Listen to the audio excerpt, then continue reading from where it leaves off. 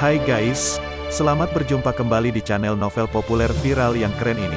Sebelum mengikuti kelanjutan kisah Dev atau Chen-Ping yang semakin seru dan mendebarkan ini, mohon bantuan kalian untuk subscribe, like, komen dan share video-video yang ada di channel ini ya.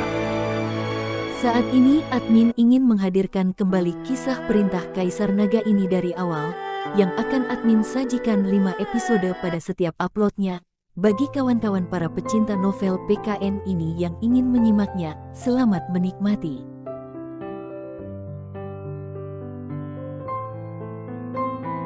Perintah Kaisar Naga bab 311 sampai bab 315. Saya tahu, tadi Iman bergegas pergi keluar pasti untuk menghadiri acara lelang teratai salju berusia ribuan tahun yang sangat langka itu pasti akan menjadi rebutan banyak orang. Ted tiba-tiba menyadari kenapa Iman terburu-buru meninggalkan mereka dan pergi keluar. Kalau begitu ayo kita pergi ke acara lelang untuk melihat-lihat. Dev seketika menjadi senang, kalau bisa mendapatkan teratai salju berusia ribuan tahun itu. Maka kekuatannya akan meningkat dengan cepat. Ted mengangguk dan membawa Dev serta yang lainnya pergi ke lokasi pelelangan. Pelelangan diselenggarakan di pinggiran kota Namae, di sebuah bangunan berbentuk kubah yang bernuansa Romawi kuno. Pada saat itu di luar lokasi pelelangan, mobil-mobil mewah yang biasanya tidak terlihat sedang berlalu lalang. Sepertinya banyak orang yang datang untuk melihat teratai salju ini. Setelah berjalan sampai ke pintu, seorang pelayan yang sudah akrab dengan Ted mengambilkan sebuah papan nomor dan berkata dengan sopan, "Pak Ted, kali ini harus membayar uang muka 100 miliar dulu." "Berapa?" Ted tercengang, "Biasanya kan hanya 10 miliar, kenapa tiba-tiba menjadi 100 miliar?" "Pak Ted, hari ini ada situasi khusus. Seharusnya Anda juga sudah tahu, ada sebuah teratai salju yang dilelang, jadi setoran lelang juga meningkat untuk mencegah orang berniat jahat ikut dalam pelelangan." Pelayan itu menjelaskan dengan serius. Wajah Ted sedikit muram, karena dia tidak membawa 100 miliar di tangannya. "Saya saja yang bayar." Dev menyadari kalau Ted mungkin tidak membawa uang jadi dia berinisiatif membayar. Setelah Dev membayar setoran lelang, dan mendapatkan papan nomor, mereka baru diizinkan masuk ke lokasi pelelangan. Tempat pelelangan yang tadinya kosong sekarang dipenuhi dengan lautan manusia, banyak bos-bos kota Namae yang ikut hadir dan di barisan depan terlihat Iman yang sedang mengobrol dengan suara pelan. Melihat Ted dan yang lainnya juga datang, Iman tercengang, lalu kemudian tersenyum dan memberi salam dengan mengangguk pada mereka. Dev dan yang lainnya juga duduk di tempat mereka masing-masing dan menunggu teratai salju itu dilelang dengan tenang. Pada awalnya pelelangan itu hanya melelang beberapa bahan obat biasa, dan tidak banyak yang tertarik dan tidak terlelang, karena orang-orang ini datang untuk melihat teratai salju berusia ribuan tahun. "Saudara Dev, persaingan dalam pelelangan kali ini akan sangat ketat. Kalau kamu menginginkan teratai salju itu, berapa harga yang kamu targetkan dalam hatimu?" Ted bertanya dengan suara pelan pada Dev. Dev menggelengkan kepalanya, "Berapapun harganya saya harus mendapatkannya." Ted yang mendengarnya tidak mengatakan apapun lagi. "Kak Yuki, pacarmu ini sebenarnya punya bisnis apa? Kenapa dia bisa punya banyak uang, atau jangan-jangan itu uang darimu?" Saat ini Yuri sangat penasaran dengan identitas Dev. Melihat cara Dev menghabiskan uang seolah puluhan ratusan miliar itu tidak ada artinya, seolah sedang menghabiskan uang orang lain.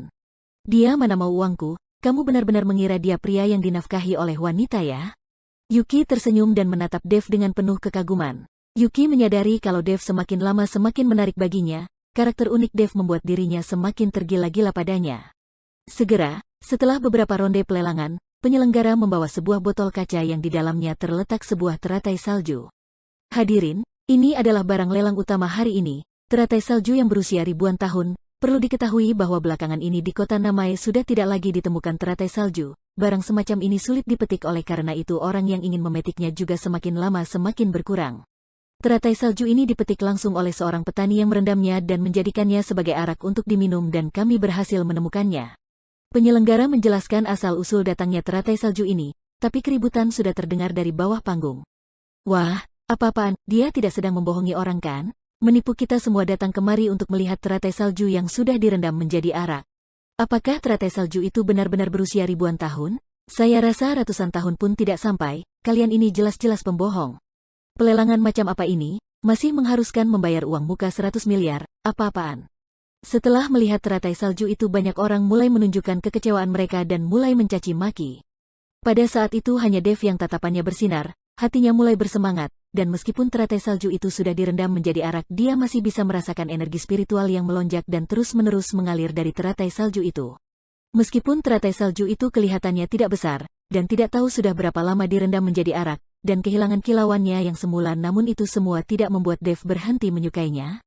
Karena orang-orang itu tidak mengerti barang, maka Dev sepertinya akan memiliki kesempatan untuk mendapatkannya hari ini.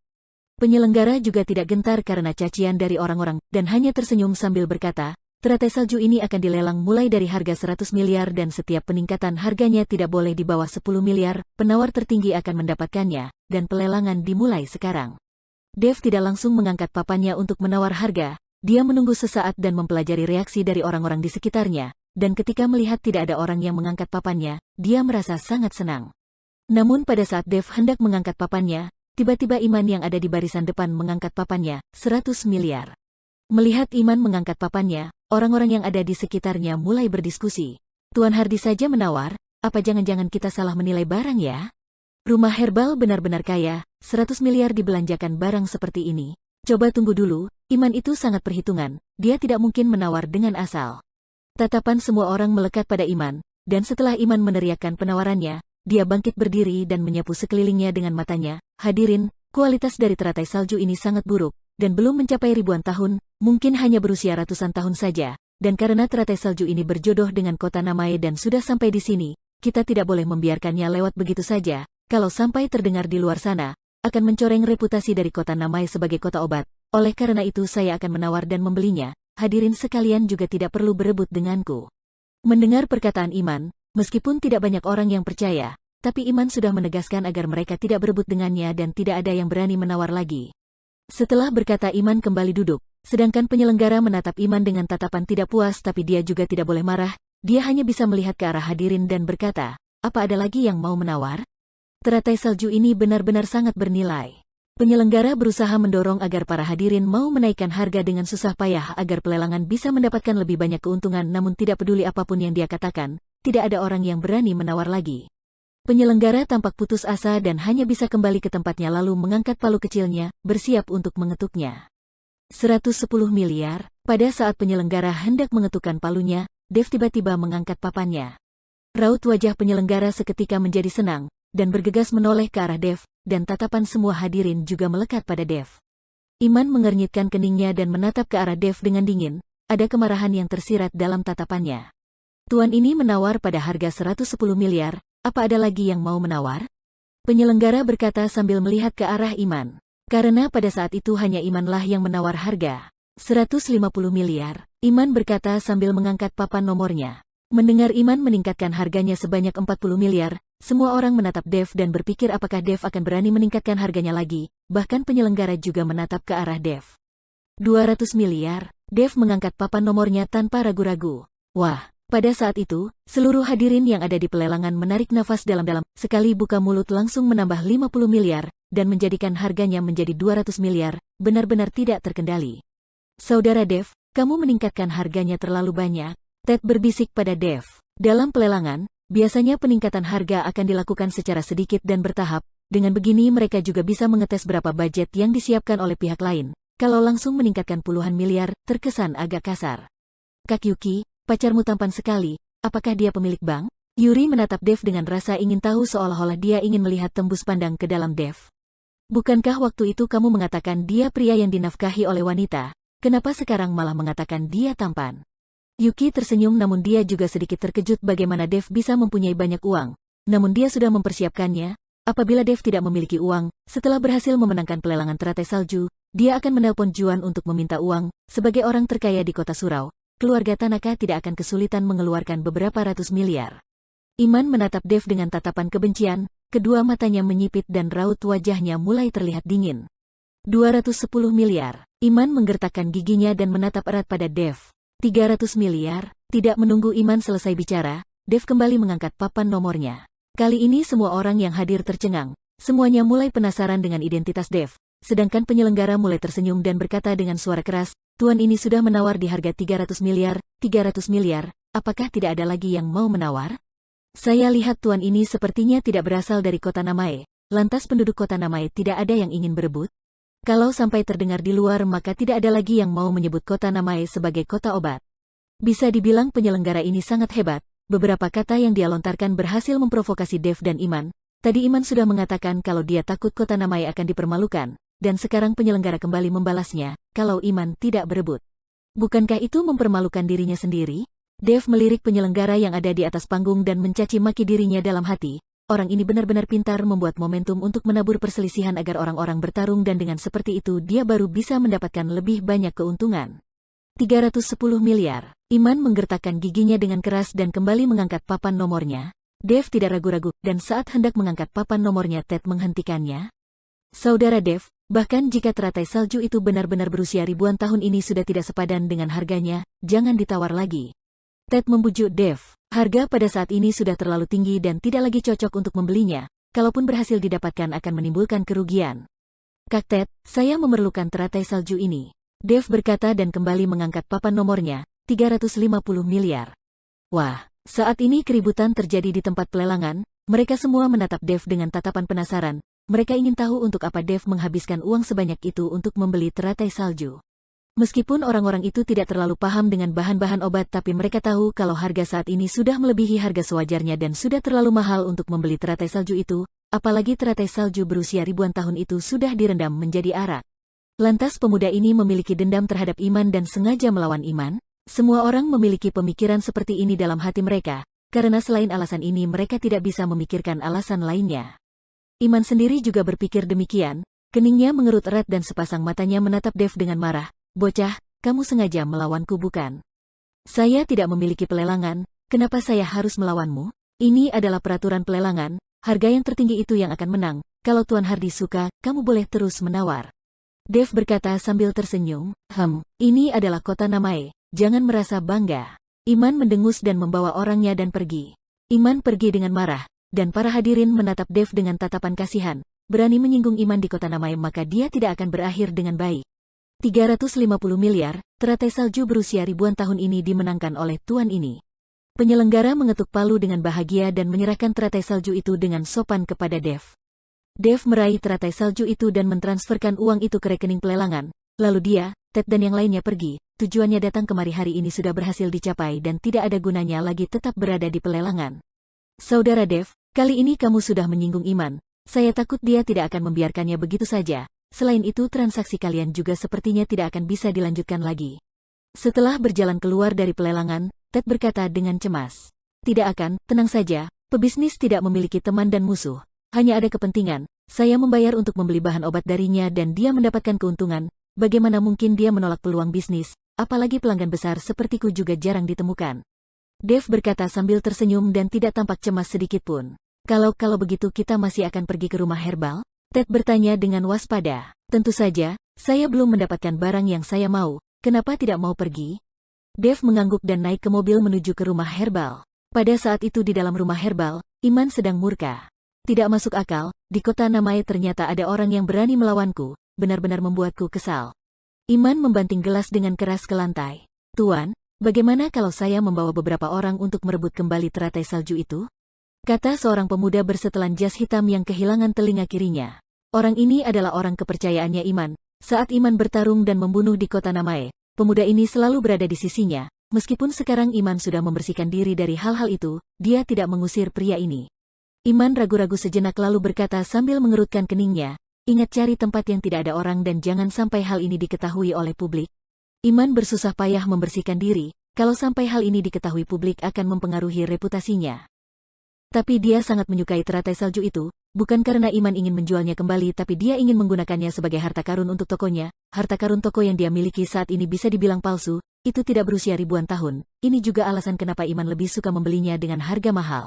Tuan, tenang saja, saya sudah melakukannya selama bertahun-tahun dan saya tahu apa yang harus saya lakukan. Pemuda itu mengangguk dan membalikkan badannya bersiap untuk pergi. Namun saat dia membalikkan badannya, dia melihat Dev dan Ted yang berjalan masuk dan tidak bisa tidak kaget.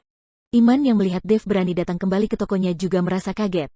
Tuan Hardy, saya datang kemari untuk menyelesaikan transaksi kita yang tadi, berbisnis mengandalkan integritas, dan karena saya sudah mengatakan akan membeli bahan obat dari Tuan Hardy, saya tidak boleh pergi begitu saja. Dev menatap Iman yang kaget dan berkata sambil tersenyum. Mengandalkan integritas, Iman mencibir, kamu merebut teratai salju berusia ribuan tahun milikku, tidak disangka kamu masih berani menginjakan kaki di tokoku, benar-benar tidak menganggap saya serius. Tuan Hardy, perkataanmu sepertinya kurang tepat. Saya menghabiskan uang untuk membeli teratai salju itu, kenapa kamu mengatakan saya merebut milikmu? Dev sengaja berlagak bodoh. Bocah, Jangan berpura-pura, tinggalkan teratai salju berusia ribuan tahun itu, dan saya akan mengampuni nyawa kalian, tinggalkan kota Namai atau nyawamu akan menjadi taruhannya. Pemuda bertelinga satu itu berkata pada Dev dengan raut wajah dingin. Setelah pemuda itu berbicara, belasan orang tiba-tiba menghalangi pintu dan pintu mulai tertutup. Saat ini, Ted, Yuri dan yang lainnya mulai memucat, Yuki juga menarik lengan baju Dev dengan erat. Tuan Hardy, kalau ada masalah bisa dibicarakan baik-baik, minggir, ini bukan urusanmu. Ted ingin mencoba bermusyawarah, namun tidak disangka baru saja membuka mulut dia sudah langsung dimaki oleh Iman, dan wajahnya terlihat canggung. Jadi kalian berencana merebutnya ya? Dev malah tersenyum dan tidak terlihat takut sama sekali. Bocah, kamu ini bukan manusia ya, sudah sampai saat seperti ini kamu masih bisa tersenyum. Saya, Iman, paling kagum dengan orang sepertimu, tinggalkan teratai salju itu dan saya akan memberimu 300 miliar, dengan begitu kerugianmu juga tidak terlalu besar, bagaimana? Melihat Dev yang tidak takut, dan terlihat tenang, Iman merasa janggal. Dia takut ada kekuatan di belakang Dev, karena seorang pemuda yang bisa mengeluarkan uang ratusan miliar begitu saja pasti bukan orang biasa. Oleh karena itu Iman berencana mundur selangkah, dia berencana membeli teratai salju itu dengan uangnya, dan ini juga termasuk menyediakan langkah mundur bagi Dev. Kalau berbisnis sepertimu, apa bedanya kalian dengan para bandit? Dalam sekejap mata saya akan rugi 50 miliar, uang itu terlalu gampang didapatkan. Dev berkata dengan sinis. Raut wajah Iman juga menjadi dingin. Kalau begitu katakan, berapa kamu akan menjualnya? Kalau tidak saya akan membelinya dengan harga awal. Berapapun tidak akan kujual. Dev menggelengkan kepalanya. Bocah, kamu ini benar-benar tidak mau melakukannya dengan cara mudah ya? Harus memaksaku bertindak? Raut wajah Iman semakin jelek. Saya nasihati sebaiknya kamu tidak bertindak. Kamu adalah seorang pebisnis, transaksi jual beli yang gagal adalah hal yang normal. Tapi kalau kamu sampai bertindak, maka tokomu ini adalah toko ilegal, dan kalau berurusan dengan toko ilegal maka tidak perlu membicarakan aturan apapun lagi.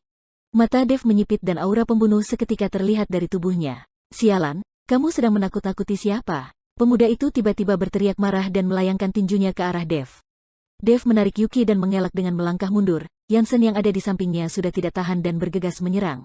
Dia mengulurkan tangannya dan meraih pergelangan tangan pemuda itu, lalu menggunakan tenaganya untuk menariknya dan membuat pemuda itu kehilangan keseimbangannya. Jansen langsung menendang kaki pemuda itu dan suara tulang patah terdengar. Tulang kaki pemuda itu sudah dipatahkan oleh Jansen. Tanpa jeda sedikitpun, Jansen meraih pergelangan tangan pemuda itu dan melemparkannya dengan keras, membanting pemuda itu ke tanah dan menginjaknya dengan satu kaki. Injakan itu sangat kuat, dan langsung menekan dada pemuda itu hingga cekung ke dalam. Diperkirakan tidak ada satu tulang rusuknya yang tidak patah.